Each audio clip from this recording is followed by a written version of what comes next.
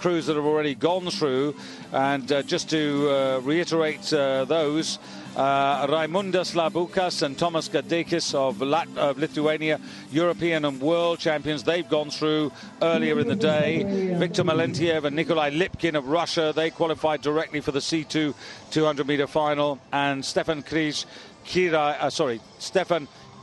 and Björn Weschke of Germany also, they've already qualified, and they join those who've just made the first three places.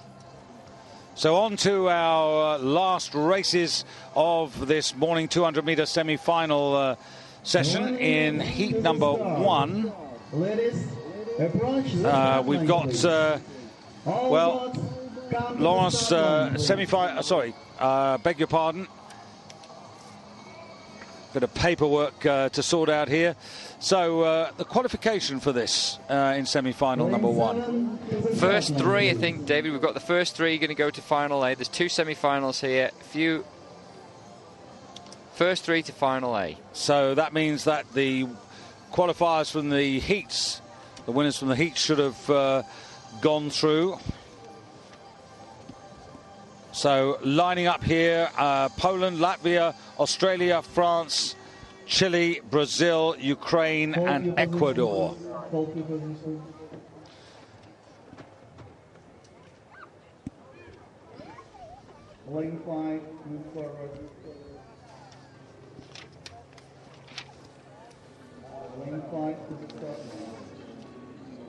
So Laurence Vincent Lapointe of Canada, who was the world champion last year in Poznan, and also Maria Kajakova, who was the European champion this year in Belgrade. They're already through. So we're looking for the first three out of this particular race. Well, it was a bit scrappy, and in lane number 5, I think that was the Chilean having problems there. But 3 from the bottom. Or let's concentrate at the moment, 4 from the top there. France, Sophie Cordelier of France there. The French have actually taken to women's Canadian singles, both in sprint and slalom. They do pretty well, and she's being chased there by, in lane number 6, the Brazilian. So this is Maisa de Matos coming through to the finish. As I said, it was pretty scrappy, and just looking at, they come to the line here, first 3 to qualify. It's going to be France and Brazil and the Ukraine. Not quite as scrappy, if you remember, as Poland last year.